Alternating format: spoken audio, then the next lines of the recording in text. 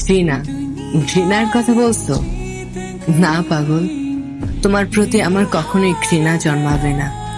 তুমি হলে স্নিগ্ধ সরল, যাকে পেতে হলে সাধনা করতে হয়।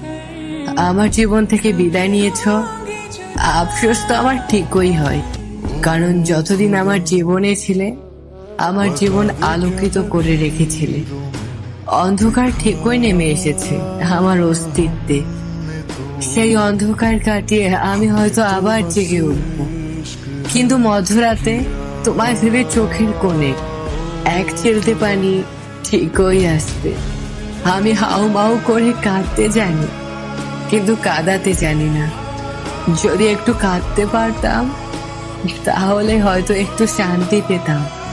তোমাকে হয়তো আমার ভাগ্য করে পাওয়া উচিত ছিল, আগলে রাখার জন্য দরকার ছিল অজস্র ইতিহাস।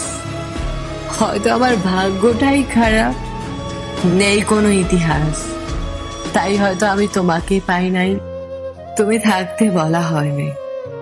এখন বলতেছি, যেখানে থাকো, যেভাবে থাকো, যার জীবনেই থাকো, ব্যাস তুমি শুধু সুখে থেকো।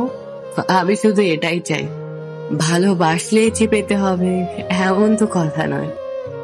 থাক না কিছু না পাওয়া, অপূর্ণতা।